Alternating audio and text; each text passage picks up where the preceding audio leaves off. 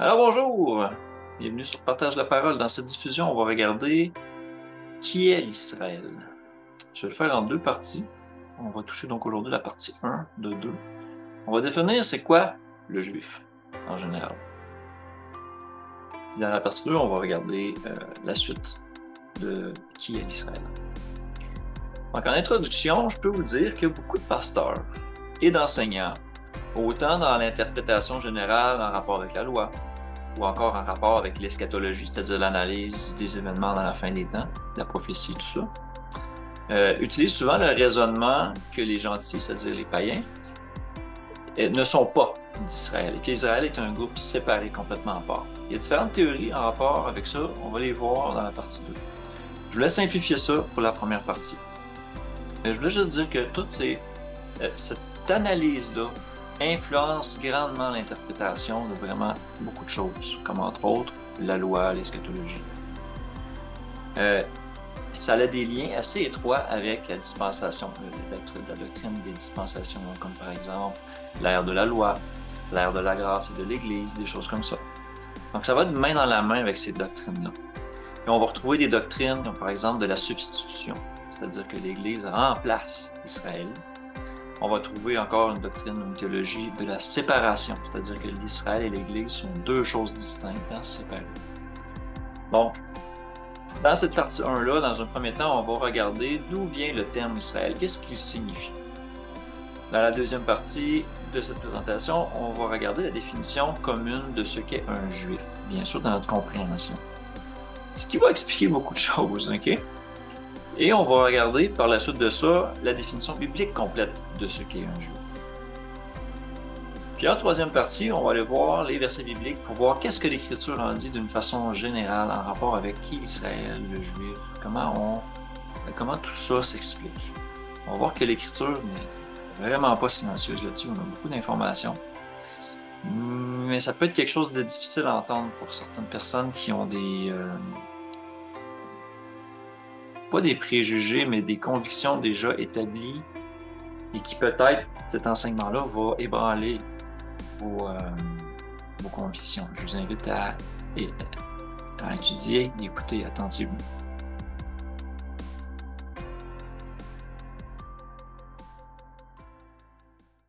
Donc, la première partie, on parle de Jacob et du nom Israël, parce que c'est Jacob qui fut renommé Israël. Qu'est-ce que ça veut dire?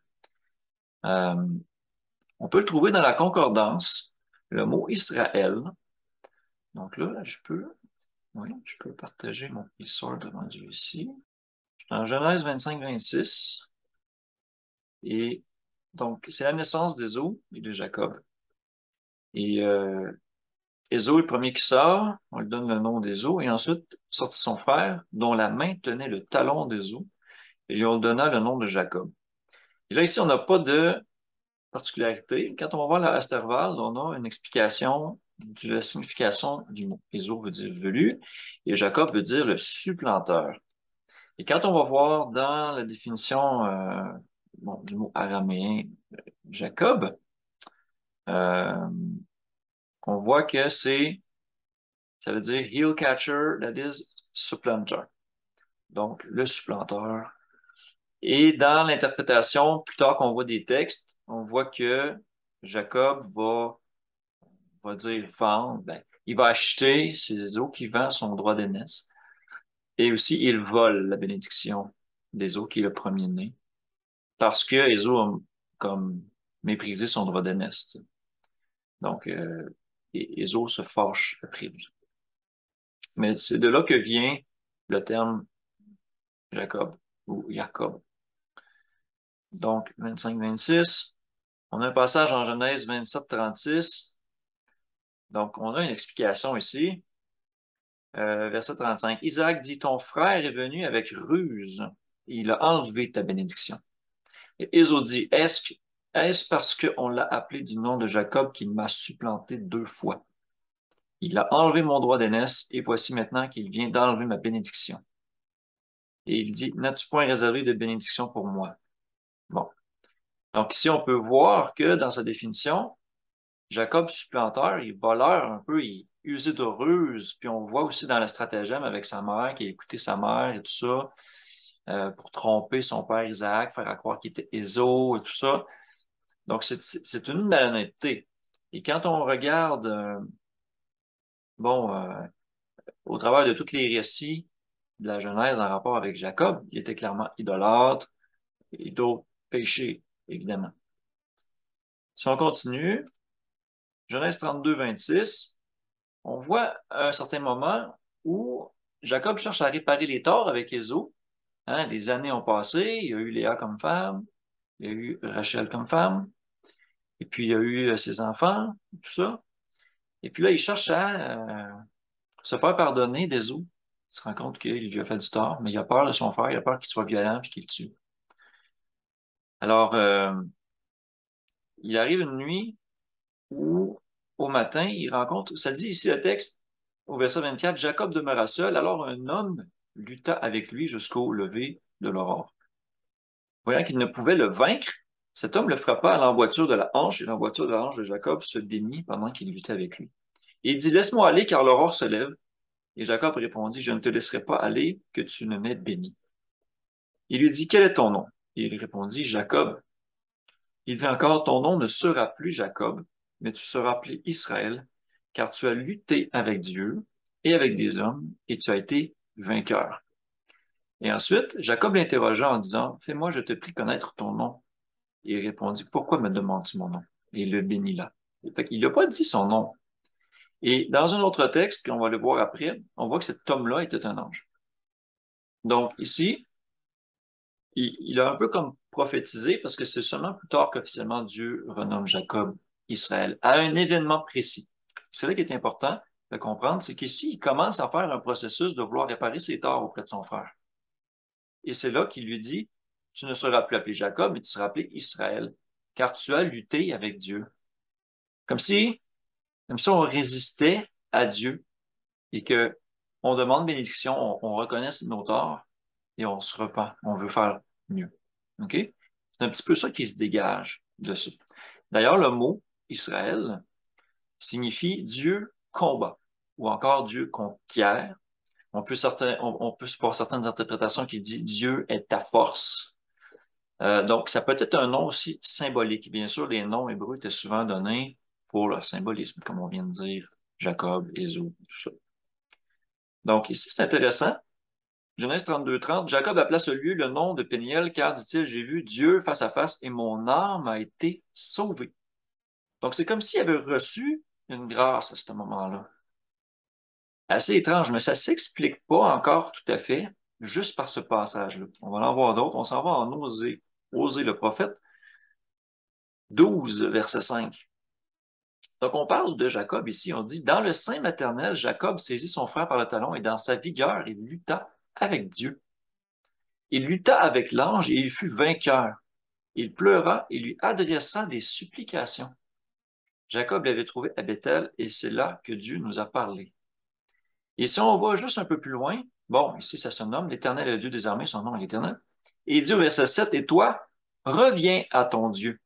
Garde la piété et la justice et espère toujours en ton Dieu. Euh, donc, j'ai une petite vérification dans la Septante. Et toi, tu retourneras à ton Dieu, gardant la miséricorde et le jugement, et s'approchant de ton Dieu toujours. Canaan sera dans sa main un joug d'iniquité. Il aimait tyranniser. Non, ça ressemble pas du tout. Là, je sais pas si exactement. Je l'envoie dans la King James juste pour comparer. Donc, c'est peut-être une question dont on n'est pas exactement dans les mêmes versets.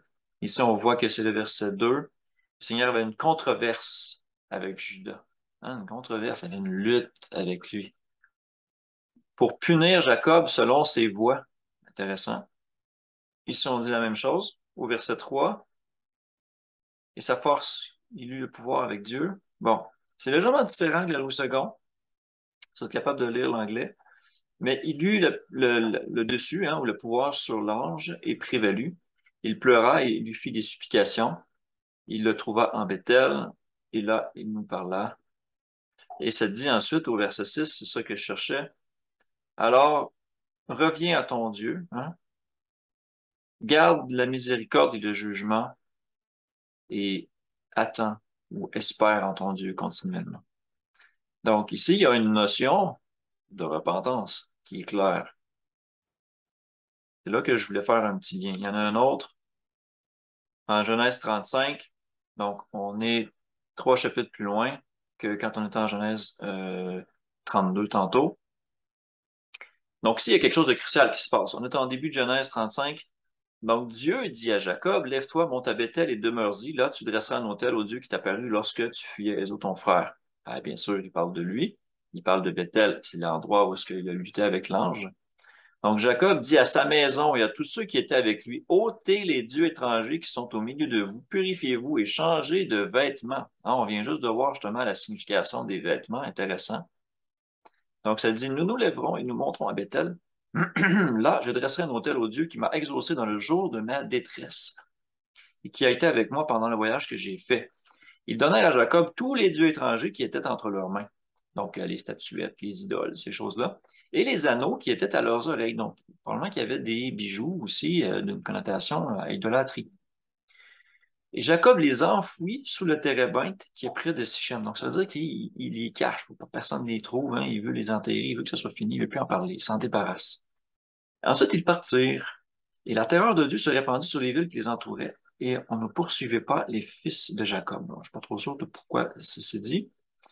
Mais je pense que c'est parce que justement, pour les peuples alentours, peut-être que lui faisait un sacrilège en cachant les idoles puis en maudissant, on va dire, les idoles pour se dédier seulement à Dieu.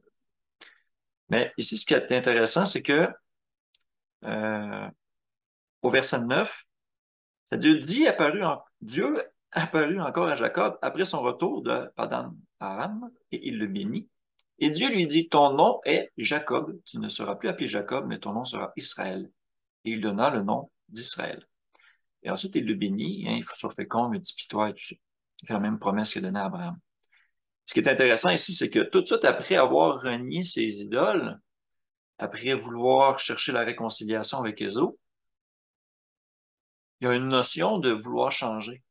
Je sais que le nom en tant que tel d'Israël n'est pas éloquent en rapport avec ça, mais quand on regarde le récit biblique, il y a vraiment, je vois vraiment quelque chose qui se dégage en rapport avec la repentance de Jacob, qui se nomme Israël. C'est pour ça que c'est un indice. Et je crois que c'est quand même un détail important à aller comprendre en rapport avec la nature de c'est quoi Israël symboliquement. Donc ensuite, on va regarder juif.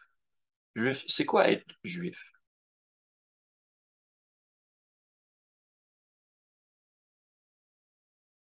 Le mot juif est utilisé pour la première fois dans la Bible en Esther. Bon, Esther 2, 5, ou encore en Néhémie 13, 24. Donc, si je m'en vais là, Esther 2, 5, ça dit, il y avait dans Suse, la capitale, un juif nommé Mardoché. Donc, ici, juif, c'est pour quel mot? Jew. Donc, ça dit, un jéhudite, c'est-à-dire un judaïte, un juif, descendant de Jéhuda, c'est-à-dire de Juda. Donc, littéralement, on dit que c'est une personne d'origine euh, hébraïque, d'accord? Ici, on peut le voir. Ça vient de la racine de ce mot-là. Donc, qui est descendu, qui est hébreu, en fait. Ou encore qui se dit de Juda, fils d'Israël. Juda qui était fils d'Israël. Néhémie 13, 24. Donc, c'est Esther 2.5, c'est les deux endroits où on retrouve le mot juif pour la première fois. Avant ça, ce terme-là, cette terminologie-là n'existait pas vraiment. Dans tout le récit de la loi, on ne trouve pas le mot juif. Et ce terme-là s'est retrouvé encore plus dissocié de sa vraie nature avec le temps, encore plus aujourd'hui. Souvent, le terme juif est associé, par exemple, à la circoncision, de la chair, bien sûr, ou encore à ceux qui suivent et font la loi de Dieu. On va dire, ah, lui, il fait tout ça, il fait le sabbat, c'est un juif. Ou encore, on va avoir cette espèce de réaction-là des chrétiens, hein, parce qu'ils ont cette mauvaise compréhension-là de la nature de c'est quoi être un juif. Ils vont dire, ah, ben, nous, on n'est pas des juifs, hein, fait qu'on on se dissocie de la loi, c'est pas pour nous, ça, nous, l'Église, on n'est pas sous la loi. Vous voyez un peu tout le raisonnement où ça s'en va? Et tout ça, c'est comme si juif représentait une ethnie particulière. C'est un petit peu ça qu'on a comme image.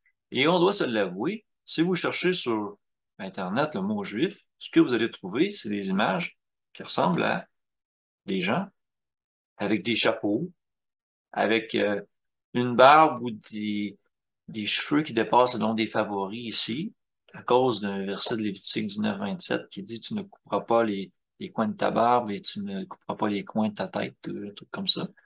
Donc, ça donne des looks qui sont comme ça, et souvent, ils sont rasés sur le devant de la tête, mais pas sur les côtés. Euh, ou encore à des rituels comme ça, où il y a des textes qui vont dire, par exemple, ces commandements que je te donne aujourd'hui seront dans ton cœur, et tu les liras sur ta tête comme un fronton entre tes yeux, et tu les liras sur ta main comme un signe. Eux, ils vont faire l'interprétation charnelle de dire ben, qu'il faut mettre des commandements dans une petite boîte noire, là, qui étrangement ressemble à la Kaaba, je pense, des musulmans, là, duquel ils vont tourner alentour, là, à la Mecque. Ils vont mettre les lois là-dedans, puis ils vont se le mettre sur la tête, puis ils vont se mettre une lanière sur le bras, comme ça, dans les traditions juives. Alors que le texte ne dit pas ça. On a déjà parlé un peu de la marque la bête. Si vous voulez vous en rappeler, pour tourner dans les capsules d'introduction qui en parlent. Mais quand on dit juif, c'est ça que ça nous rappelle comme, on va dire, personnage, comme look. Et souvent, on va associer à ça la pratique du sabbat, la pratique des diverses lois sanitaires, c'est-à-dire les animaux purs et impurs, les menstruations, et toutes ces choses-là. La pureté, bon, et tout ça. S'abstenir de sang, un peu comme on l'a vu dans toutes les autres émissions, diffusion en direct. Donc, c'est ça qu'on a comme image quand on dit juif. Donc, quand on parle de juif, souvent, c'est cette image-là qui nous revient, ainsi que les lois, on va dire, que les gens observent, là. Et que moindrement, un chrétien dit, ah, je suis le sabbat, il va dire, ah, toi, t'es juif, ou encore, nous, on n'est pas juif, on n'a pas besoin de faire ça, là. OK? C'est vraiment cette espèce de compréhension-là. Donc, quand on lit Paul, par contre, on voit que le terme est mal utilisé, est mal compris. Si je m'en vais en Romains 2, ici, il est explicite. Ça prend un petit peu de discernement parce qu'il faut comprendre le contexte de Romains 2. Donc, il parle de gens qui enseignent la loi et tout ça, mais qui ne le font pas, qui sont hypocrites dans le début du chapitre. Et il dit que, de toute façon, il n'y a pas d'exception de personne. OK? Et tout ça. Mais quand il arrive après, à la fin, il dit l'incirconcis de chair, celui qui n'est pas circoncis dans sa chair, de nature, hein, c'est ça qu'il dit de nature, en Romains 2, 27, qui accomplit la loi, c'est-à-dire qu'il la fait de la bonne manière, ne te condamnera-t-il pas, toi qui la transgresses, tout en ayant la lettre de la loi et la circoncision? On sait que les oracles de Dieu, la loi en tant que telle, a été donnée à un certain peuple qui certainement ont une nature physique, hein. Mais ici, on parle d'un incirconcis dans sa chair qui, lui, garde la loi mieux que ceux qui ont reçu la loi. C'est quand même étrange. Et il dit au verset 28, c'est là qui est clé, le juif, ce n'est pas celui qui en a les dehors, hein, c'est-à-dire l'apparence, le petit cube sur la tête, la lanière, l'habit noir, le chapeau, les cheveux qui dépassent, ces choses-là. La circoncision, ce n'est pas celle qui est visible dans la chair, c'est-à-dire la circoncision du prépuce chez un mâle. Il dit au verset 29, mais le juif, c'est lui qui l'est intérieurement. Et la circoncision, c'est celle du cœur, selon l'esprit et non selon la lettre. La louange de ce juif ne vient pas des hommes, mais de Dieu. Donc ici, on a quand même un indice. C'est un indice, mais on va voir qu'il y en a d'autres. Ça va en Corinthiens, 1 Corinthiens 7, 19. Donc encore là, il parle de circoncision et il parle de circoncision physique. 1 Corinthiens 7, 18. Il dit, quelqu'un a été appelé, hein, appelé à Dieu, en étant circoncis, c'est-à-dire qu'il est circoncis de par sa foi, peut-être de sa provenance juive. Alors, il dit qu'il demeure circoncis. Bon, j'imagine que ça serait difficile de rajouter quelque chose là, hein? Mais il dit, quelqu'un a-t-il été appelé incirconcis, qu'il ne se fasse pas circoncis. On parle de la chair ici. Et il ajoute au verset 19, la circoncision de la chair n'est rien. Et l'incirconcision n'est rien. Mais l'observation des commandements de Dieu est tout.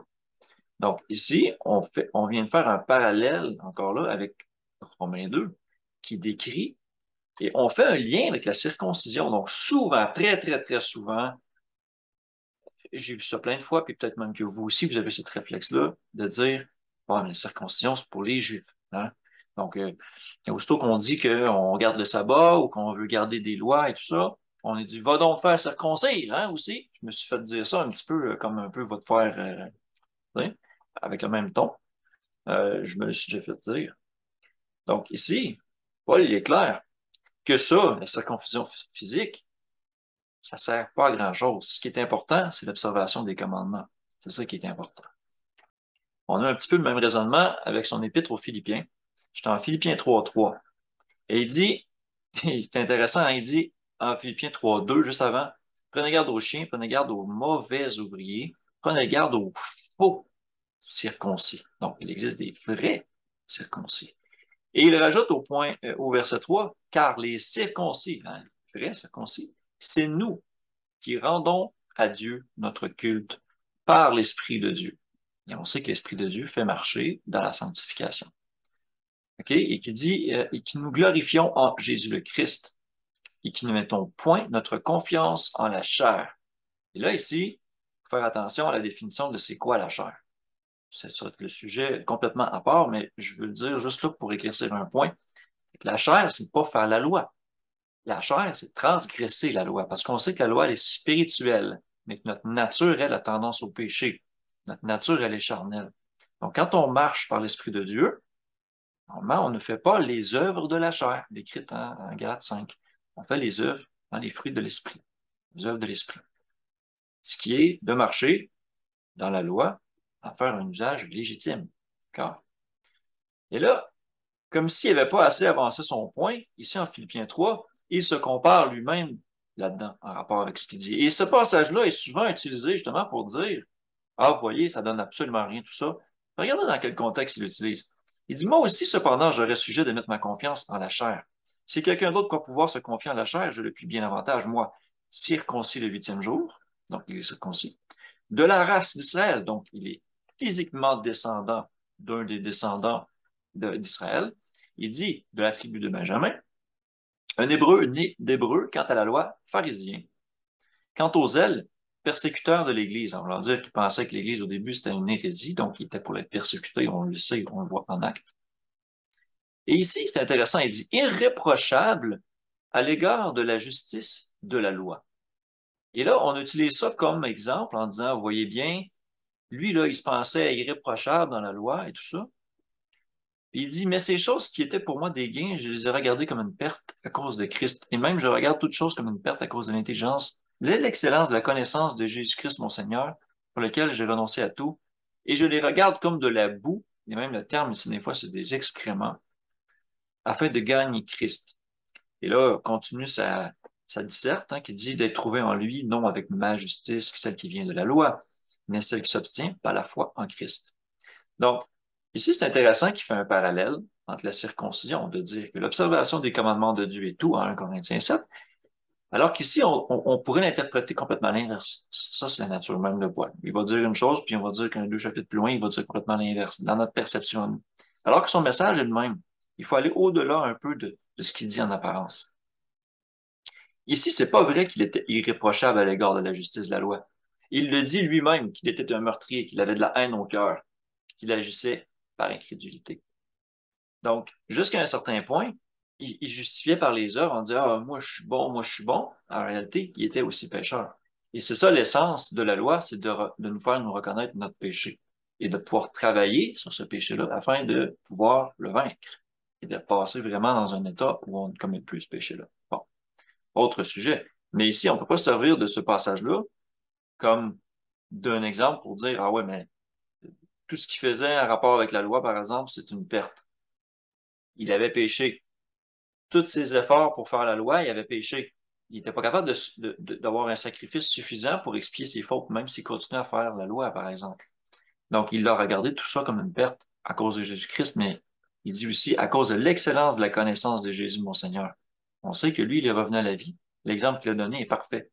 Donc, il reconnaissait que son cheminement à lui était inférieur à celui de Christ. Donc, par la foi en Christ, il n'allait pas abandonner la loi.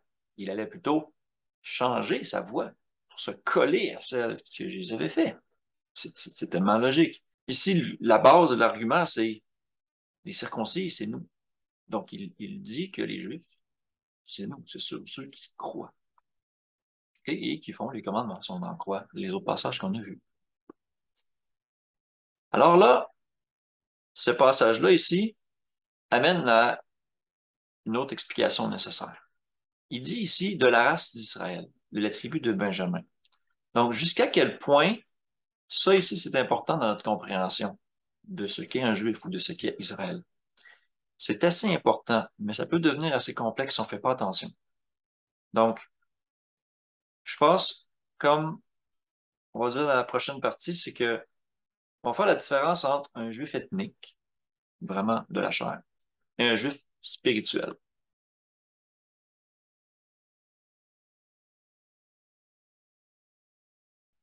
Qu'est-ce que la Bible dit dans la troisième partie? Qu'est-ce que c'est un Juif? Qu'est-ce que c'est Israël? Donc, on va aller voir ça. Je suis toujours dans Histoire. Je m'en vais en Éphésiens 2, qui est un passage assez bien connu et souvent utilisé aussi par les chrétiens. Mais là, je vais vous appeler sur des versets particuliers en rapport avec le sujet avec lequel on parle. Pour ouvrir la compréhension, je vais remonter juste d'un verset, Éphésiens 2:11. C'est pourquoi vous, autrefois païens dans la chair, appelés incirconcis, par ceux qu'on appelle circoncis, et qui le sont en la chair par la main de l'homme. Ici, on fait clairement deux groupes. On a un groupe, le païen, incirconcis dans leur chair, et on a un autre groupe qu'on appelle les circoncis, fait par la main de l'homme. Très important. Il dit en Éphésiens 2:12, souvenez-vous que vous étiez en ce temps-là sans Christ quand ils étaient païens dans la chair. Ils étaient sans Christ, c'est-à-dire sans sauveur. Ils étaient privés du droit de cité en Israël. Et là, le mot ici, je pense même que parle de gouvernement. Commonwealth, là, c'est citizenship ou la communauté. Donc, vraiment d'être citoyen d'Israël. Donc, il dit, vous étiez privés d'être citoyen d'Israël. Il dit aussi, vous étiez étrangers aux alliances de la promesse. Donc, ils étaient sans espoir. Hein, il dit sans espérance et sans Dieu dans le monde. Ça, c'est vraiment l'état d'un païen qui marche dans ses péchés puis il n'a rien à faire du reste. OK? Il dit, avant, vous étiez ça. Et maintenant qu'ils ont cru, qu'est-ce qu'ils sont? Il dit, mais maintenant, en Jésus-Christ, vous qui étiez jadis éloignés, vous avez été rapprochés par le sang de Christ. Il est notre paix, lui qui des deux n'en a fait qu'un, et qui a renversé le mur de séparation, l'inimitié. Là, ici, c'est un petit verset que j'ai déjà expliqué dans plusieurs autres capsules. Je ne vais pas partir dans une grosse narration en rapport avec ça. Mais ici, là, ayant anéanti par sa chair la loi des ordonnances dans ses prescriptions, on ne parle pas ici de l'abolition de la loi en particulier. Le mot qui est traduit loi des ordonnances ici, ce sont c'est dogma. C'est un mot en grec qui veut dire des édits, comme par exemple des édits romains ou des traditions pharisiennes, des choses comme ça. OK? Euh, oui, la loi, des commandements, entole, in ordinance, contenu dans les ordonnances. Les ordonnances, c'est dogma, qui veut dire une loi civile, cérémoniale, ecclésiastique. Mais quand on regarde les autres occurrences de ce mot-là, on trouve des édits de loi romaine, des choses comme ça, ou des traditions. Ce n'est pas un terme qui est utilisé pour spécifier la loi de Dieu. Bon. Alors, ça prend une compréhension un peu plus poussée de ce verset-là pour pouvoir bien comprendre ça ici. Ce qui est important de voir, passant outre ça, c'est qu'il dit, et de les réconcilier l'un et l'autre en un seul corps avec Dieu par la croix, en détruisant par elle l'inimitié. Qu'est-ce qui nous sépare de Dieu? Notre péché. C'est ça qui nous sépare de Dieu. Et Christ est venu pour racheter nos péchés, pour qu'on se mette sous l'alliance de son sang, qui rachète les péchés. Bon. Donc, il dit, il est venu annoncer la paix à vous qui étiez loin et la paix à ceux qui étaient près. Il parle de deux groupes. Il parle de gens païens qui n'ont jamais connu Dieu et il parle de gens qui étaient supposés servir Dieu, mais qui ne le servaient pas vraiment. Qui dit que ces deux-là sont pardonnés, qui sont réunis dans un seul corps. C'est ça qu'il dit en fait. Et il conclut au verset 19. Il dit ainsi donc, vous n'êtes plus des étrangers, ni des gens du dehors, hein, comme rejetés, mais vous êtes concitoyens des saints, gens de la maison de Dieu. Donc, c'est très important, ici dans la définition de ce qu'est un païen. Il dit qu'avant, ils étaient étrangers aux alliances de la promesse, et maintenant, on n'est plus étrangers. On était privés du droit des citoyens en Israël. Maintenant, on n'est plus. Ça veut dire quoi? Qu'on fait partie d'Israël? Oh, ça challenge, ça va faire mijoter bien des gens, là. OK, il faut réfléchir. Ça, c'est juste un passage d'Éphésiens 2. On va en voir d'autres. Je m'en vais en Éphésiens 3, 6. Il parle d'un mystère. Tout de suite après avoir dit ça, Éphésiens 2, il dit, ce mystère, c'est que les païens sont co-héritiers, forment un même corps, comme il a été révélé maintenant par l'Esprit au sein. Je me suis trompé de verset, pardon, je recommence. Ce mystère, c'est que les païens sont co-héritiers, forment un même corps et participent à la même promesse en Jésus le Christ par l'Évangile. Donc, par l'Évangile, qui est repentez-vous, le royaume des cieux est proche, Christ est votre sauveur, votre exemple, entrez dans l'alliance du sang de Christ, tout ça, les païens sont co-héritiers, ils ne forment qu'un seul corps. Former un seul corps avec quoi? Avec qui? On le sait que l'Église s'est vue comme étant une femme et que Christ étant comme l'homme dans le couple, les deux sont appelés à former une seule chair. Donc, on forme un seul corps avec qui? Avec Christ. Tranquillement, on prend un symbole, on l'associe, on prend un symbole, on l'associe, on va voir qu'il y a plusieurs points communs qui rendent tout ça clair à la fin. OK? Bien sûr, on parle de la grâce qui a été donnée à tout le monde. Je m'en vais à 1 Pierre 2, le verset 10. Donc, encore là, il parle ici à des païens convertis. OK? Et il dit, vous, au contraire, vous êtes une race élue, un sacerdoce royal, une nation sainte, un peuple acquis, afin que vous annonciez les vertus de celui qui vous a appelé des ténèbres à son admirable lumière. Vous qui autrefois n'étiez pas un peuple et qui maintenant êtes le peuple de Dieu. Vous qui n'aviez pas obtenu miséricorde et qui maintenant avez obtenu miséricorde. Et plus tard, on le sait, parce qu'il dit, ayez au milieu des païens une bonne conduite. Donc, on sait que ce sont des gens convertis qui habitent au milieu des païens, qui autrefois n'étaient pas le peuple de Dieu, maintenant qui sont le peuple de Dieu, par la repentance, mais par la miséricorde de Dieu.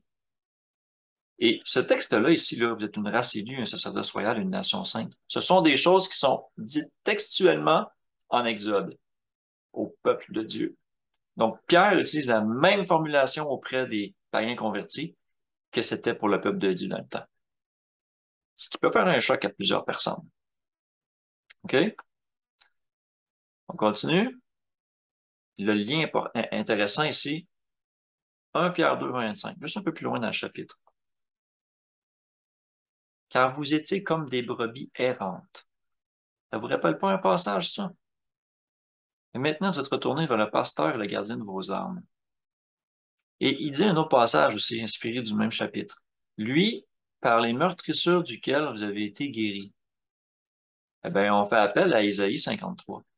Je m'en vais au verset 6. Ça dit, nous étions tous errants comme des brebis. Chacun suivait sa propre voie. Pierre dit exactement ça. Et regarde ce qui est dit ici. Et l'Éternel a fait retomber sur lui, sur Christ, l'iniquité de nous tous.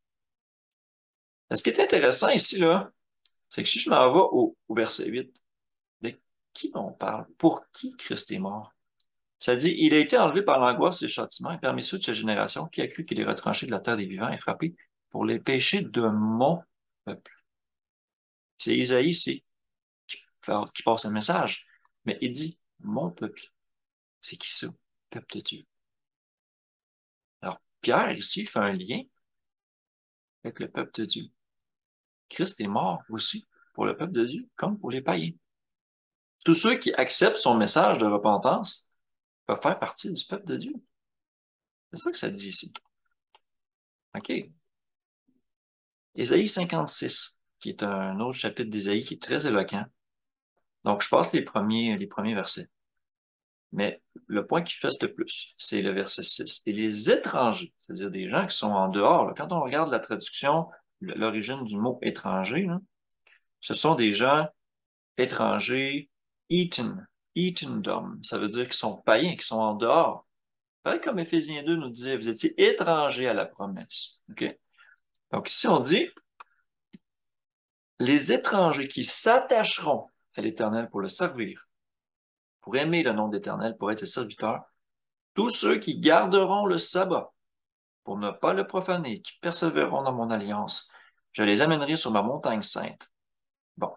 Et la fin du verset 7, ça dit, car ma maison sera appelée une maison de prière pour tous les peuples. Jésus, il a dit ça, lui aussi.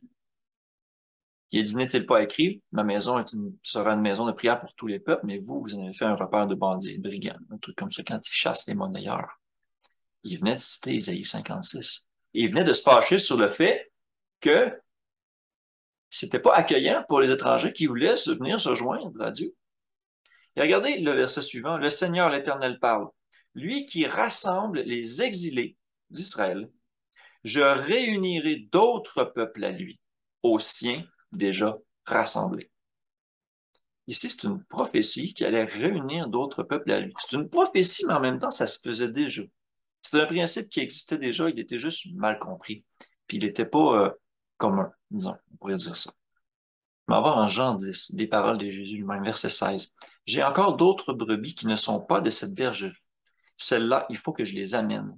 Elles entendront ma voix. Il y aura un seul troupeau, un seul berger. Donc, souvent, on a cette perception-là quand on dit Jésus est venu pour les Juifs, pour sauver les Juifs. Puis qu'ensuite, l'Évangile est passé aux gentils juste plus tard et tout ça. Déjà ici, il annonça d'avance qu'il avait d'autres brebis, qu'il avait d'autres personnes de son peuple, mais qui étaient païens. Et il dit, il faut que je les amène, il y aura un seul troupeau. Le fait de dire qu'il va y avoir un seul troupeau et un seul berger veut dire qu'il y a au moins deux autres groupes, qu'il y a deux gangs, ce qui fait 100% du sens avec ce qu'on a vu tantôt en Éphésiens 2, par exemple. Qui, lui, des deux corps en ont fait un. Déjà ça, là, ça devrait commencer à parler beaucoup sur la nature de qu'est-ce qu'un païen converti devient. OK? On va faire le lien avec Israël. Ce sera pas long. Je m'en vais en Romains 3, 29. Donc, ou bien Dieu est-il seulement le Dieu des Juifs? Ne l'est-il pas aussi des païens? Oui, il l'est aussi des païens. Puisqu'il y a un seul Dieu qui justifiera par la foi les circoncis et par la foi les incirconcis. Bien sûr, il parle des Juifs circoncis et des païens incirconcis dans la chair. Et il nous a dit en 1 Corinthiens 7 que ni la circoncision ni l'incirconcision n'avaient de valeur, mais l'observation des commandements de Dieu et tout. Donc, il finit ici au verset 31, il est écrit pas toujours mal interprété, mais verset 31, anéantissons-nous donc la loi par la foi, au contraire, nous confirmons la loi.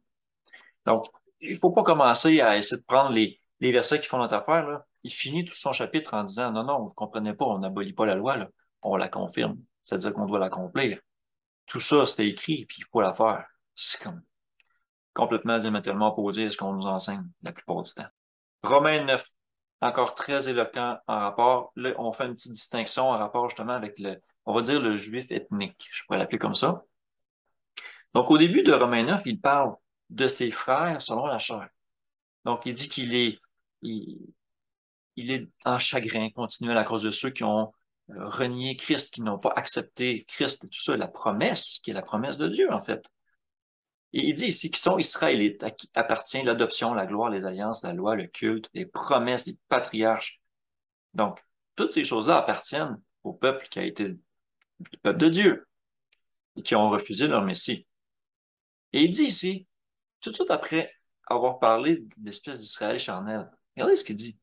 Ce n'est point à dire que la parole de Dieu soit restée sans effet, car tous ceux qui descendent physiquement d'Israël ne sont pas Israël. Donc ici, il met deux choses en comparaison, l'Israël ethnique, ou le juif ethnique, et le juif spirituel, ou l'Israël spirituel, l'Israël de Dieu. Il met ces deux choses-là en comparaison.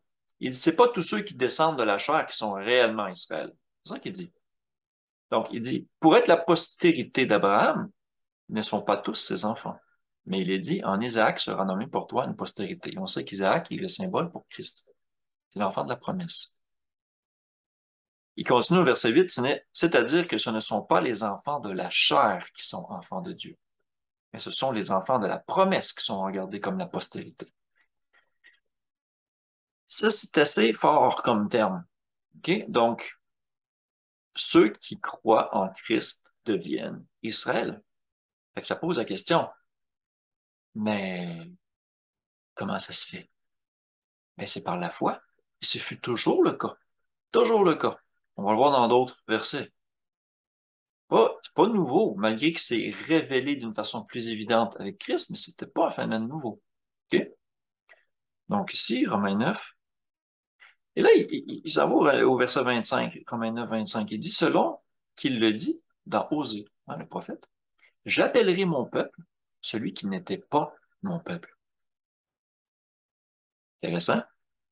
Et bien-aimé, celle qui n'était pas la bien-aimée. Et là où on leur disait, vous n'êtes pas mon peuple, on leur disait, vous n'êtes pas mon peuple. Les Juifs leur disaient, vous ne faites pas partie du peuple de Dieu, vous autres.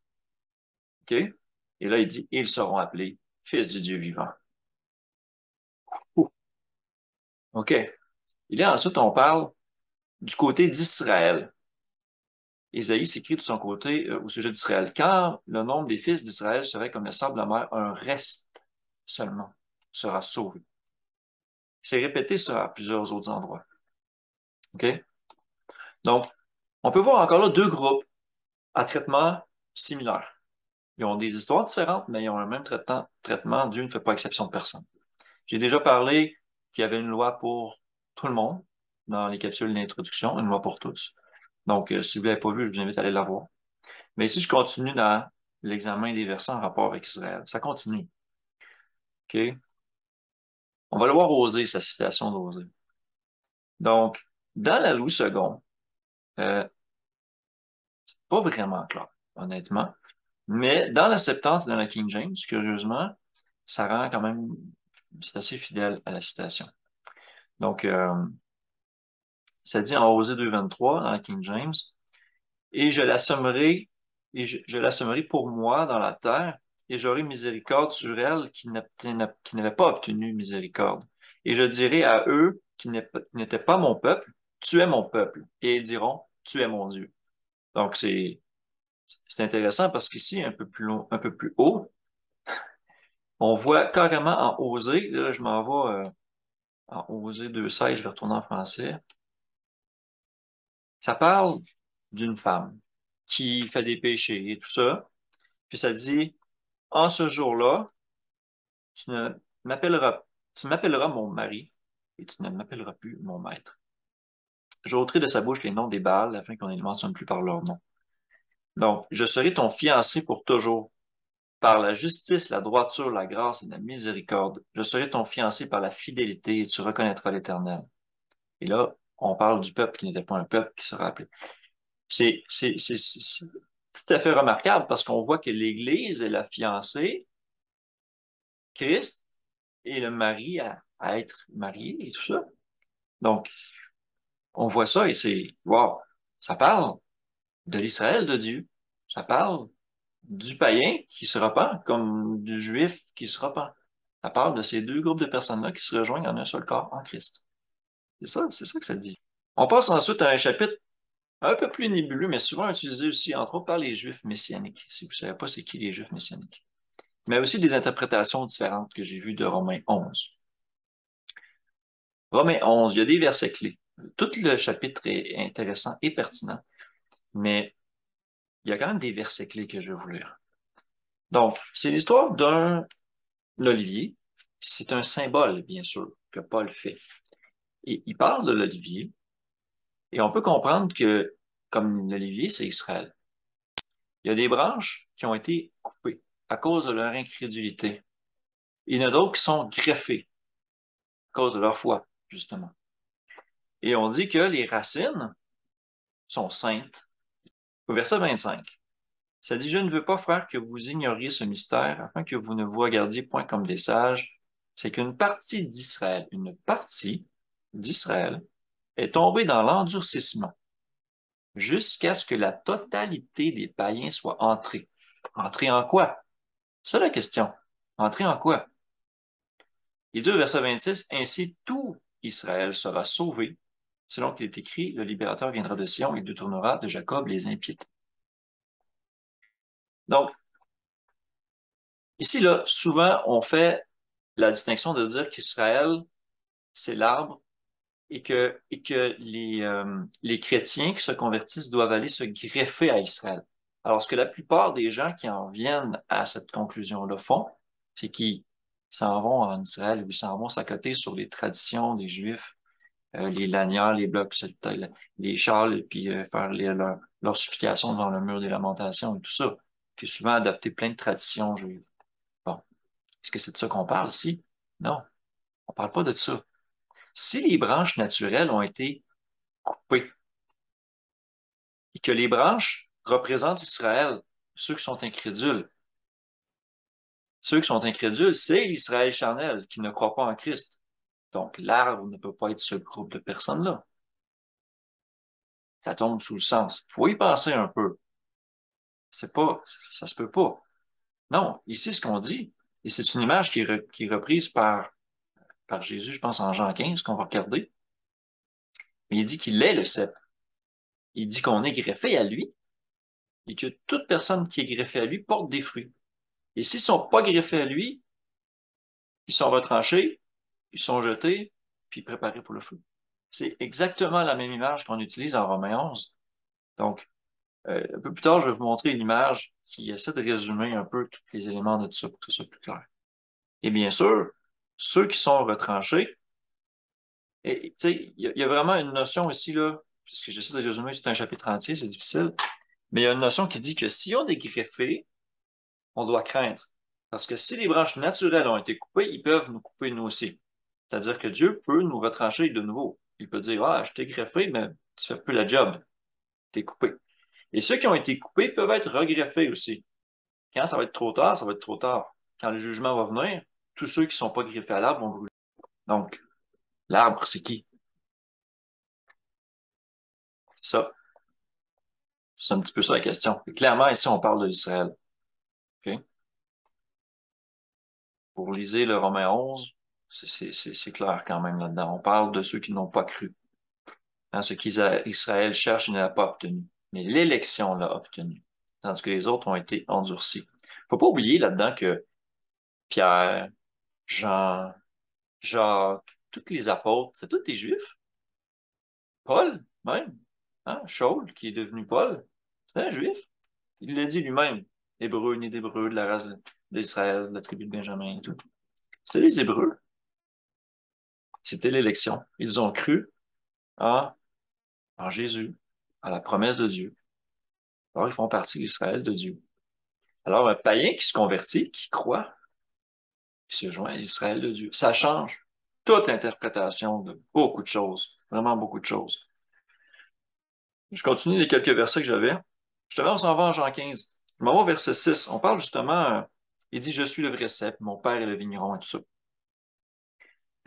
Mais au verset 6, il dit, si quelqu'un ne demeure pas en moi, il est jeté dehors, comme le sarment, il sèche, puis on amasse les sarments et on les jette au feu et ils brûlent.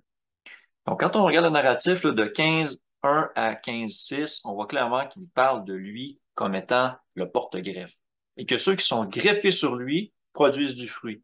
Il dit, sans moi, vous ne pouvez rien faire. Donc, un peu comme quelque chose qui est greffé à un arbre, il ne peut pas produire rien si l'arbre ne l'alimente pas en sève. Même le tronc, si on coupe le tronc, la souche peut continuer à produire de la sève, mais ça prend quelque chose pour alimenter, pour produire des fruits. Donc, c'est un peu le principe, pour avoir déjà vu des arbres fruitiers et tout ça, je comprends le principe de greffon et de porte-greffe. Alors, c'est une image que Paul utilise pour nous faire comprendre et que Jésus utilise aussi. Hein, on est greffé par lui, même en lui. L'Israël de Dieu, ça a toujours été une question de repentance depuis Jacob. Et ça concerne pas juste les chrétiens, pas juste les juifs, ça concerne tout le monde. Et ici, je m'en vais en Jérémie 31-36, je trouve un petit passage quand même intéressant. Ça dit, si ces lois, les lois qu'il a données, bien sûr, viennent à cesser devant moi, dit l'Éternel, la race d'Israël aussi cessera pour toujours d'être une nation devant moi. Ainsi par l'Éternel, si les cieux en haut peuvent être mesurés et si les fondements de la terre en bas peuvent être sondés, alors je rejetterai toute la race d'Israël à cause de tout ce qu'ils ont fait. Alors, ici, il y a juste quelque chose à comprendre, c'est que Jésus a dit que tant que le ciel et la terre ne passeront pas, il ne tombera pas aucun trait de lettre jusqu'à ce que tout soit accompli. Donc, quand on compare ça avec ça ici, il dit aussi, d'une certaine manière, un peu ironique, si ces lois viennent à cesser devant moi, ben, Israël ne sera plus nécessaire non plus. C'est ça qu'il dit, il va cesser d'exister comme nation. Donc, Israël existe toujours. C'est juste pas l'Israël national qu'on pense, là, qui est charnel, qui est en conflit. Il y a peut-être un plan pour ça, parce qu'il reste que la terre a une importance à cet endroit-là. Jérusalem a une histoire et tout ça. Prophétiquement, il faut regarder ce qui se passe là-bas. Je suis d'accord avec ça. Mais la notion d'Israël spirituel, la notion d'un païen qui se repent, en rapport avec sa relation à la loi, la relation avec l'eschatologie en général de ce qui va se passer, il est inclus dans les promesses faites à Israël, à moins qu'il soit un païen et qu'il ne suive pas la loi. À ce moment-là, il est exclu. Mais ça dit, celui qui est sans loi périra aussi sans la loi. Donc, il faut faire attention à ça. Je m'en vais en Deutéronome 31, verset 12. Très clairement, ici, ça dit à la fête des tabernacles. Tu rassembleras le peuple, les hommes, les femmes, les enfants et l'étranger qui sera dans tes portes, afin qu'ils t'entendent et afin qu'ils apprennent à craindre l'Éternel votre Dieu et à absorber et à mettre en pratique toutes les paroles de cette loi. Donc, tu vois, c'est pas quelque chose de nouveau. Il demandait aux étrangers dans le temps de venir, de se réjouir à la fête des tabernacles et aussi d'entendre la loi. Et tous ceux qu'on a vus dans les autres passages, comme en Ésaïe 56, qui voulaient s'attacher à Dieu, garder son sabbat, tout ça, ils faisaient partie d'Israël. On a des exemples de ça. On a je ne me rappelle plus son nom, celle qui est la prostituée qui a aidé, c'est Rahab, qui a aidé les deux espions à Jéricho. Elle est restée après avec le peuple de Dieu. Et quand on suit même la généalogie, tout ça, elle fait partie de la généalogie de l'arrière-grand-mère, je pense, de Boaz, qui finalement prend Ruth comme femme, qui était d'ailleurs aussi une païenne, et qui donne la postérité de David, de quel éventuellement Jésus vient. C'est absolument fou. Comme quoi les étrangers, même dans le temps, pouvaient faire partie du peuple d'Israël s'ils voulaient s'attacher à Dieu. Quelque chose qui est complètement négligé de nos jours. Nombre 9, 14. C'est un peu le même discours. Il y en a plein d'autres. Vous allez en avoir d'autres dans la capsule. Une loi pour tous. Si un étranger en séjour chez vous célèbre la Pâque, quelque chose de très spécifique comme une loi juive, là, il se conformera aux lois et aux ordonnances de la Pâque. Il y aura une même loi parmi vous pour l'étranger comme pour l'indigène. L'indigène veut dire celui qui est natif de. OK? Donc, il y a une même loi. Okay. Nombre 15-15, c'est un petit peu le même discours. Il y aura une seule loi pour toute l'assemblée, pour vous et pour l'étranger, en séjour au milieu de vous. Ce sera une loi perpétuelle parmi vos descendants. Il en sera de l'étranger comme de vous devant l'Éternel. Il y aura une seule loi et une seule ordonnance pour vous et pour l'étranger en séjour parmi vous. Notez ici qu'il dit l'étranger en séjour parmi eux. Il ne parle pas de ceux qui s'en foutent, puis qui sont loin, puis qui font ce qu'ils veulent, puis c'est des méchants. Il parle de ceux qui s'intéressent à s'attacher à Dieu. C'est très clair. Il y aura une seule loi pour tout le monde. Les conséquences et les récompenses, hein, les deux. On voit ça qui est confirmé quand ils ont fait la Pâque, qu'ils sont sortis d'Égypte en Exode 12, 38. Ça dit que une multitude de gens de toute espèce, de différentes races, sortirent aussi avec eux, avec les Israélites, sortir d'Égypte. Donc, il y a eu plein d'autres gens de d'autres races que ceux qui descendaient uniquement d'Israël. Et c'est à eux que la loi fut donnée, c'est à eux qui ont fait la Pâque, c'est à eux qui... Donc, ce principe-là, il n'est pas nouveau. Depuis Christ, c'est plus évident, mais ce principe-là existe depuis longtemps. Il existe depuis longtemps. L'Église aussi, on en a déjà parlé, existe depuis plus que la Pentecôte. J'en glisse un mot rapidement, mais Acte 7, 38, quand il parle de Moïse, il dit, c'est lui qui, lors de l'assemblée au désert, étant avec l'ange qui lui parla sur la montagne des Sinaï avec nos pères, reçut des oracles vivants pour nous les donner. Il parle, bien sûr, de la loi. Et ici, le mot assemblée, c'est le terme grec ecclésia, c'est-à-dire église. Dans la King James, c'est traduit l'église, qui était avec l'église au désert. Alors ça en choque plusieurs. Hein? Parce que la doctrine des dispensations, on dit que l'église, c'est seulement après le sacrifice de Christ. Hein? C'est seulement après la Pentecôte. L'église n'existait pas avant. Donc, ça ébranle un peu ces fondations-là qui sont bâties sur du sable. Euh, Donc, c'est ça. Je vous invite à regarder aussi la capsule sur l'Église. C'est quelque chose qui vous intéresse. Tout ça pour nous ramener au centre, au cœur de l'Évangile. Acte 2, 38. Pierre leur dit, repentez-vous, que chacun de vous soit baptisé au nom de Jésus le Christ pour le pardon de vos péchés, et vous recevrez le don du Saint-Esprit. Et il dit, c'est pour qui ici? Il dit, la promesse est pour vous, hein, ceux qui étaient là et qui étaient venus célébrer la Pentecôte, pour vos enfants et pour tous ceux qui sont au loin, aussi grand nombre que le Seigneur notre Dieu les appellera. Ça concernait tout un paquet d'autres personnes. Pierre le savait, inspiré par l'Esprit de dire ça. Il le savait. C'était pas encore officiel. Il n'avait pas encore compris, même si c'est un principe qui existait depuis longtemps. Embourbé, caché dans les traditions judaïques, judaïsantes, qui ségrégaient et qui divisaient. Je m'en vais en Acte 18-10. Ça fait un peu la suite de ça. Le Seigneur dit à Paul en vision. Il dit, je suis avec toi et personne ne mettra la main sur toi pour te faire du mal. Parle, car j'ai un peuple nombreux dans cette ville. Il était où, là? Il était à Corinthe. Donc, Paul s'en allait en Corinthe et le Seigneur Jésus lui dit, j'ai un peuple nombreux dans cette ville. Donc, il savait qu'il y avait des gens qui entendraient l'Évangile, qui croiraient et qui viendraient s'unir. Hein, il y aura un seul troupeau. C'est tout à fait remarquable. Et on voit dans Actes, d'ailleurs, beaucoup de luttes en rapport avec ça. Paul essaie de faire rentrer des païens convertis dans le temple et tout ça, puis les Juifs s'insurgent. Il a fait rentrer des gens incirconcis dans notre temple. Les Juifs étaient très, très à cheval sur la ségrégation des, des non-croyants puis des croyants et tout ça. Donc, il n'y avait pas la notion de foi, eux autres. T'es-tu circoncis? Ouais, tu peux rentrer ou non. Tu sais, c'est comme ce que Christ est venu mettre fin, en fait, c'est ça. Cette espèce de confusion-là. Dernier segment, très intéressant parce que souvent on y fait référence, Acte 15.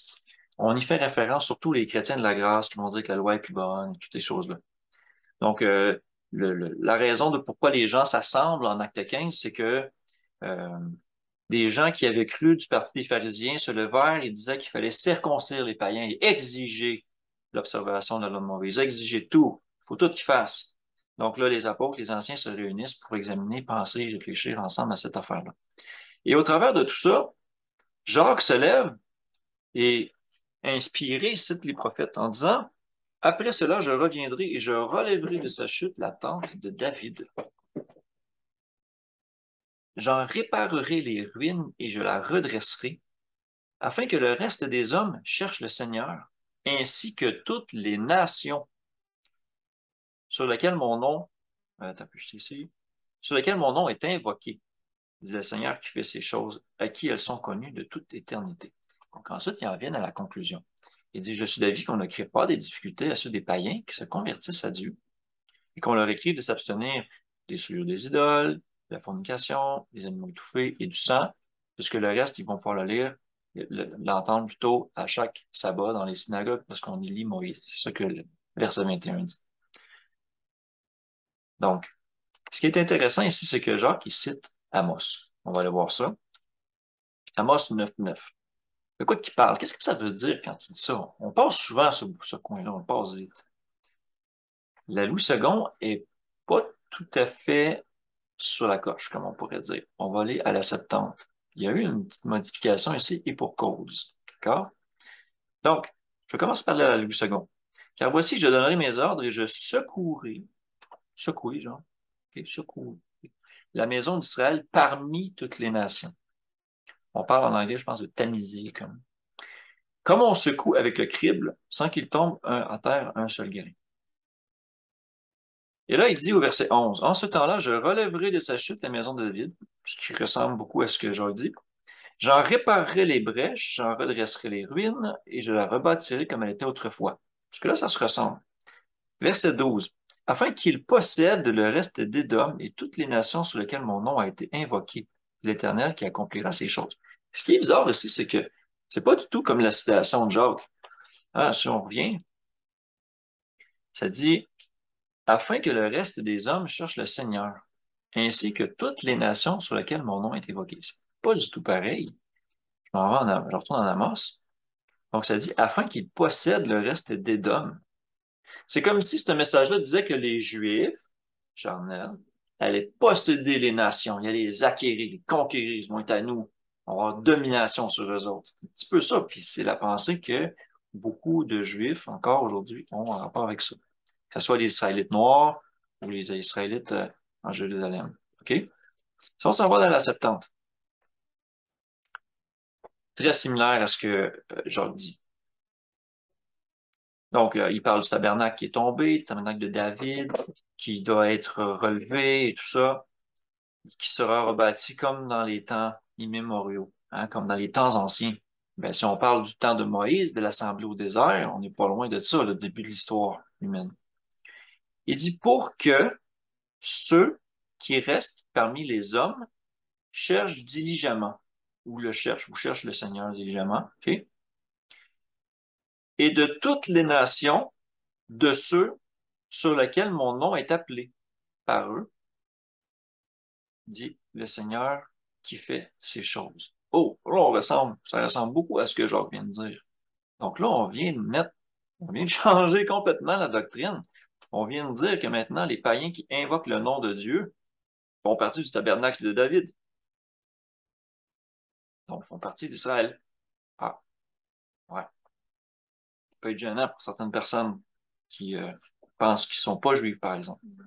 Donc, quelque chose que j'aime faire un peu, c'est quand je parle avec un chrétien, je lui dis qu'il est juif, puis il aime pas vraiment ça. Puis après ça, je lui montre les preuves, puis j'ai souvent deux réactions. Soit blocage, soit hein? Soit étonnement. D'habitude, c'est le blocage qui rentre. Ils sont tellement instruits et endoctrinés sur la perception des différentes théologies qu'on va voir dans la partie 2, qu'ils sont pas capables de comprendre. Ils sont pas capables de saisir, de discerner la réalité de ces choses-là. C'est vraiment dommage. OK. Le reste d'Amos, vous pourrez le lire. C'est quand même intéressant. Ça donne une prophétie qui parle de moissonnage et de tout ce qui sera reconstruit à la fin dans le royaume. Et tout ça, c'est intéressant. Je finis avec Apocalypse 2 et Apocalypse 3. Ici, il y a une phrase un peu énigmatique. Donc, il dit à l'église de Smyrne, je connais tes œuvres et ta tribulation et ta pauvreté, quoique tu sois riche, et les calomnies de ceux qui se disent juifs et ne le sont pas, mais qui sont une synagogue de Satan. Ouch! Qui se disent juifs, mais ne le sont pas. Voyez-vous, à la lumière de tout ce qu'on vient de regarder, une personne qui pourrait se dire juive, c'est une personne qui dit, moi, je suis issu de la lignée de, je sais pas, Lévi ou Benjamin, n'importe qui. Moi, je suis circoncis. Moi, je suis ci, moi, je suis ça, selon les trucs sur la chair. Qui disent qu'ils sont juifs, mais ne le sont pas. Ils sont une synagogue de Satan, une assemblée. Le terme synagogue veut dire une assemblée, une congrégation de Satan, c'est-à-dire l'adversaire. Fort comme terme.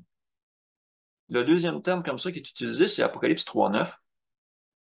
Donc, il dit à l'église de Philadelphie, qui est d'ailleurs une des églises qui est choisie, qui se distingue des sept, qui est favorable, voici, je t'en donnerai ou je te donnerai la synagogue de Satan, qui se disent juifs et qui ne le sont pas, mais qui mentent. Voici, je les ferai venir afin qu'ils se prosternent à tes pieds et qu'ils connaissent que je t'ai aimé. Tu sais, là, je vous ramène à Osée, qui dit, voici ce peuple qui dit qu'il n'est pas aimé, et tout ça. C'est Osée 12, je pense qu'on était. Ça va chercher des points directement en rapport avec ça. C'est très, très surprenant. Je pense que c'était mon dernier verset en rapport avec ça. Ouais. Je vais vous montrer finalement, en dernier, un peu une image qui peut illustrer deux troupeaux. Quand Jésus dit, il y a des brebis qui ne sont pas de cette bergerie, ils vont entendre ma voix, ils vont venir, il y aura un seul troupeau, un seul berger. Regardez ici, on voit comme deux troupeaux. Ah bon, ça peut être très divisant, là, comme première image, mais un troupeau de brebis noires, un troupeau de brebis blanches. Et là, les deux troupeaux sont séparés, mais se dirigent dans la même direction. Et finalement, on pourrait dire qu'ils forment un seul troupeau. OK? Donc, que ce soit d'un païen converti ou d'un juif ethnique, repenti, qui accepte Jésus et tout ça, on fait partie d'un même corps. C'est ça le message de l'Évangile aussi. Il n'y a ni juif, ni grec, ni... C'est ça que ça veut dire. Et d'une image que ma fille m'a faite, je l'ai annotée. Donc, j'essaie de représenter un arbre. Il y a plusieurs de ces diagrammes-là qu'on peut retrouver sur Internet quand on cherche le principe de Romains 11. Il y a plusieurs interprétations. Et là, si je fais un résumé avec de ce qu'on vient de parler, pour que ce soit clair. Christ est la racine. Il est le rejeton de Jessé. Il est la racine qui fournit de la vigueur. C'est ça qui est la source de tout. OK? Il est aussi la vraie vigne, comme on a vu dans Jean 15. Donc, on le voit un peu partout ici. Le tronc, c'est comme un peu l'Israël de Dieu. On ne parle pas nécessairement seulement de Juifs ethniques, c'est-à-dire par la chair, qui descendent d'une longue lignée d'Israël. Parce qu'on a vu en Romains 9 que ce ne sont pas tous ceux qui descendent d'Israël qui sont Israël. OK? Et là, il y a un principe de branches retranchées, de branches qui sont greffées et tout ça. Donc, on voit ici que les incrédules sont retranchés. Donc, une branche de quelqu'un qui est juif pourrait se dire qu'il est retranché parce qu'il n'a pas cru. Et un païen repenti, ce qu'on pourrait qualifier selon Romains 2 de juif spirituel, qui peut être retranché encore par la suite, est greffé sur l'Israël de Dieu. Et c'est à l'Israël de Dieu qui sont faites les promesses qu'appartiennent les alliances, qui sont les patriarches et tout ça. Donc, si, en tant que chrétien qui accepte Christ, vous ne faites pas partie d'Israël, vous n'avez pas droit aux promesses. Je ne peux pas être plus clair que ça. Vous n'aurez pas d'enlèvement. Vous n'aurez pas de Christ avec vous. Vous n'aurez pas accès au royaume. Ces promesses-là ont été faites à Israël. C'est très significatif dans la doctrine. Ça affecte vraiment un paquet de choses. Là, j'ai juste effleuré un peu le sujet avec ma conclusion. Donc, si c'est un juif ethnique, quelqu'un qui charnellement est d'une descendance d'Israël, encore aujourd'hui, c'est dur à prouver tellement qu'il y a eu un mélange, OK? Ils ont été dispersés parmi les nations. Et qu'il est repenti, on peut dire qu'il l'a fait, il n'a jamais vraiment quitté son arbre. Qu'il a toujours été fidèle, qu'il a accepté le message de Christ depuis le début. Mettons les descendants de Pierre, je ne sais pas s'il y a eu des enfants, ou les descendants de Jacques, ces descendants-là, ils peuvent faire continuellement partie d'Israël de Dieu. Ils sont sauvés. Et pourtant, ce sont des Juifs qui continuent à pratiquer les lois, c'est certain. Ils n'ont pas abandonné tout ça. Toutes les premières églises étaient juives. Ça, c'est clair. L'église de la Pentecôte, elle était 100% juive. Donc, ça fait un résumé un petit peu. Merci à ma fille de m'avoir dessiné ce petit dessin-là pour tenter d'imager un peu le principe.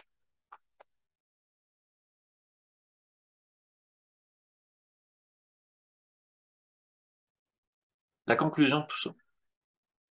Le juif, c'est celui qui l'est par la foi et l'obéissance. L'écriture est claire, celui qui observe les commandements. Donc, que peut-on dire du juif ethnique incroyant? Ben, il attend toujours son Messie, il n'a pas de pardon pour ses péchés, donc il est sous la malédiction. Et le païen, lui, il est sans Dieu, sans sauveur, sans loi. Donc il va périr sans la loi. Et bien sûr, si on prend le juif ethnique croyant ou le païen croyant, puisqu'ils ont la loi, ils seront jugés par la loi. Il n'y a pas d'autre scénario quand on lit Romains en rapport avec ça, avec ce passage-là qui dit. Et tout ça fait du sens avec Éphésiens, avec, avec Romains 2, Romains 3, 1 Corinthiens 7, euh, Philippiens 3, tout ça fait du sens. Ouais. Ésaïe 56, 1 Pierre 2, Jean 10, hein? Toutes les choses qu'on a regardées aussi aujourd'hui en famille. Donc, dans tout cela, là, tout ça, c'est fait pour nous faire comprendre, mais le concept n'est pas nouveau, comme on l'a vu. Mais ce dessein de Dieu, là, était caché, qui était comme plus caché en Christ. La loi s'applique à tous, comme avant, qu'on soit païen ou juif ethnique. Et les Juifs ethniques ont clairement tracé une limite, ils ont divisé et ségrégué les païens, les empêchant de rendre un culte, en réalité. On peut le voir au travers du récit d'Actes, entre autres. Et on va discuter aussi du fait de judaïser, comme Paul le reproche à Pierre, puis qu'il y a un récit aussi en Actes. On va le regarder dans la partie 2. Parce que c'est quelque chose aussi souvent qui est utilisé par les gens pour dire, ah, force pas les chrétiens à judaïser, nanana. On va regarder le vrai contexte de ça pour comprendre exactement qu'est-ce qui s'est passé. Les gens ont tendance à prendre des raccourcis intellectuels qui sont dangereux. Fait que, au travers de tout ça, en conclusion, là, il est très important de comprendre que le vrai Israël, c'est pas la nation charnelle habitant actuellement à Jérusalem. OK? C'est celui ou celle qui s'attache à Dieu, qui fait un seul corps avec Christ. Oui, qui observe aussi les lois. Les lois, les promesses, les alliances ont été données à Israël. Donc, de dire que ça ne nous concerne pas, nous, c'est de faire une grosse erreur. C'est vraiment de faire une grosse bêtise. Cet appel est pour tous les temps, du temps de la Pâque, de l'Exode, de la congrégation au désert, jusqu'aux étrangers en général qui décident de s'attacher à Dieu. Ce principe-là existait. Donc, au lieu d'en faire une lumière pour les nations ou un outil d'évangélisation, les Juifs ethniques en ont fait une arme contre les païens. Puis, on va se l'avouer, les chrétiens aussi en ont fait une arme contre les Juifs. Alors que l'Évangile, lui, il est pour tous. Il est pour tout le monde, Juifs comme païens. On est tous pécheurs, on a tous besoin de la repentance, on a tous besoin de l'exemple de Christ, on a tous besoin du sang de Christ pour aller sur son alliance, pour avoir accès à la promesse. Donc, à ce niveau-là, il n'y a pas d'exception de personne. Mais de mettre de côté les lois et tout ça, c'est de faire fi d'une réalité spirituelle très importante qu'on vient de voir, c'est-à-dire qui est le Juif? Comment on fait partie d'Israël? Donc, la plupart des gens, quand ils comprennent ça, comme je vous l'ai expliqué, ils lisent Romains 11 et ils se disent, Waouh, moi, en tant que chrétien converti, il faut que j'aille me greffer à Israël. Alors, ils s'en vont pour voir le peuple charnel d'Israël qui ne croit même pas en Christ et ils adoptent leurs coutumes et leurs traditions. Mais c'est pas ça que ça dit. Mhm. C'est pas ça que ça dit. C'est dangereux même. Parce que là, on rentre dans le talmudisme, on rentre dans toutes les autres choses qu'on rencontre dans le judaïsme en général, qui n'est pas du tout biblique dans son sens propre. Donc, il faut vraiment faire attention à ça. Espérant que tout ça, ça va être utile, encore là, une fois, dans votre vie spirituelle, dans l'application biblique pour votre édification. La prochaine diffusion, ça va être la partie 2, c'est-à-dire les théologies en rapport avec ça. On va regarder vraiment comment ça a évolué. Je vais essayer de le représenter plus graphiquement avec différents types de groupes pour savoir quel type de personnes se situe où. Je vais m'inspirer du site que je vais mettre en ligne, que je trouve qui est très lié. Donc, rendu à ce point-là, moi, je suis prêt à t'entendre. Si tu as quelque chose à nous dire, Francis, en rapport avec ça. Y a quelque chose qui t'a frappé? Y a quelque chose que tu savais que tu savais pas?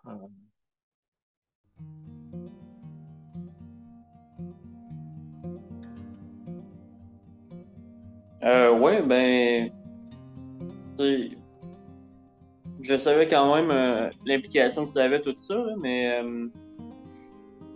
c'est une belle révision, tu sais, par rapport à ce que tu disais au début, là, que ça avait beaucoup d'implications. Justement, ce point de vue au niveau de la doctrine là, qui change beaucoup de choses, qui est une compréhension du texte là, qui a des ramifications incroyables. Là. Ça, c'est une des choses qu'il faut bien comprendre. Ouais, Ça fait une énorme différence, ça, tu sais, ouais, de se dire qu'on appartient au peuple de Dieu ou pas. Là. Tu sais, de comprendre ça. Puis si tu fais pas partie du peuple de Dieu, ben arrange-toi pour l'être. Tu sais. ouais. C'est un bon point. Puis, tu sais, par rapport à l'Israël charnel, tu peux pas dire, moi, je m'en vais en Israël, je m'en vais habiter là-bas, je suis rendu Israël charnel. Non. Mais tu sais, mettons, là, si on part d'Exode, puis on parlait que des étrangers parmi eux, qui n'étaient même pas la lignée, mettons, charnel, tu sais, le sang. Même Mhm. affaire pour Ruth, qui s'est greffé, tu sais, Ouais, qui est partie du peuple. On peut-tu dire que même jusqu'à aujourd'hui, ce peuple-là, il est encore pur, puis conservé, tu sais, qu'il n'y a pas eu de mixage racial. non, Tu peux-tu vraiment dire que t'es Israël charnel? Ça s'arrête où? Et où la ligne de comme, OK, je ouais, suis Israël charnel, oh, là, tu l'es plus. Non, non, non, t'as plus que 5 descendants qui sont pas de la lignée. Fait que là, ça marche plus, tu sais. ouais, Tu sais, ouais. ça fait pas de sens à ce niveau-là. Fait que, tu sais, quand on parle de, justement, que c'est par la foi, tu sais, puis l'obéissance, là, ça fait toute la différence. Ça fait beaucoup plus de sens. Ça harmonise les écritures aussi, comme on veut toujours faire. Fait que, Mhm, mhm. Ouais, ça touche vraiment plein de choses. Je vais essayer d'en parler un peu dans la deuxième partie, parce qu'on avait vraiment trop de contenu juste pour cette fois-là, mais l'analyse de l'eschatologie, tu sais, la croyance que l'Église seulement va être enlevée, mettons, le reste d'Israël va rester là. Tu sais, des choses comme ça. Euh, et quand on a des avertissements par les prophètes qui parlent au peuple d'Israël, on est concerné. Ouais. Tu sais, quand ça dit, élève ta voix comme une trompette et annonce à Jacob et à mon peuple ses iniquités, là. Ça parle des chrétiens aussi, tu sais. Fait que là, ça change tout. Ça change toute l'approche. Puis l'autre théorie, directement en rapport avec ce que tu viens de dire, c'est, je l'ai déjà examiné, mais sachant que l'Israël, au final, est par la foi, puis pas nécessairement seulement par la chair, ça a comme pas autant d'impact, mais ça peut être intéressant intellectuellement. Le fait qu'il y a eu 10 tribus perdues, qui ont été dispersées parmi les nations à cause de leur désobéissance, à cause des événements qui sont arrivés, la division du royaume, toutes ces choses-là. Donc, d'une certaine manière, ces 10 tribus-là, qui étaient auparavant peut-être pures dans le sens de lignée charnelle descendant des fils d'Israël, ne le sont plus vraiment. Elles sont croisées avec tout un paquet de païens au travers de leur histoire. Donc, jusqu'à un certain point, nous deux, on a peut-être du sang israélite. Mm. Tu sais, des fois, c'est ça l'espèce de conclusion de tout ça. J'ai déjà vu des théories en ce sens-là, mais encore là, ce genre de théorie-là fait l'importance de l'Israël charnel, encore une fois. Ils disent juste, l'Israël charnel est très importante, elle a été dispersée parmi les nations.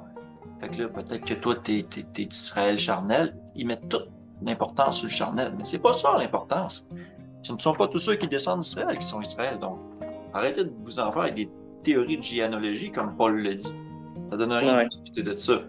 Donc, on l'est par la foi en Christ, par la circoncision du cœur, par vouloir revenir à Dieu, s'attacher à lui, garder le sabbat, faire ce qui est bien, se dépouiller de nos anciennes œuvres. C'est ça qui est important. Mais de toute façon, même si tu essaies de voir si tu es descendant d'Israël charnel, à un moment donné, tu ne seras plus capable de remonter au niveau des générations. Parce que dans le temps de Jésus, je ne suis pas sûre que tout était écrit. Tu sais, là, vraiment tout en détail. Tu sais. Enfantin. Des milliers d'années là, là. d'histoire, puis souvent il y a eu des guerres, des choses ont été détruites, il y a eu des migrations, des croisements de familles. Tu peux pas le savoir. Mais sinon, je pense que de nos jours, tous ceux qui se disent chrétiens, ils comprennent très mal cette notion-là, en fait. Ben, c'est parce que c'est comme Francis disait, c'est vraiment la base, hein, de comprendre la nature de ce que c'est un juif, puis de comprendre la nature de ce que c'est Israël. Ça change tellement de choses. Ça change vraiment beaucoup de choses, puis c'est très mal compris. Parce que c'est mal enseigné. Et on va voir dans la partie 2, justement, pourquoi c'est mal enseigné. Pourquoi c'est enseigné cette partie de cette façon-là. Il y a vraiment eu une progression, là, à partir du catholicisme, qui a tout changé la donne. Ouais. Mais c'est surprenant, là, mais on va essayer de la regarder en général sans tomber dans trop les détails, mais il y a quand même de quoi examiner. Là. On va regarder les 3-4 grandes théories dans le rapport avec ça. Là. La substitution, la séparation, la théorie du reste et tout ça. Donc, pas mal de tour pour aujourd'hui. Ouais, c'est ça. Encore une fois, merci d'avoir participé. Merci à Francis. Puis, à vous qui écoutez, j'espère que ça va avoir été édifiant. Puis, si vous avez des questions ou si vous avez des commentaires, vous pouvez les laisser sur la vidéo.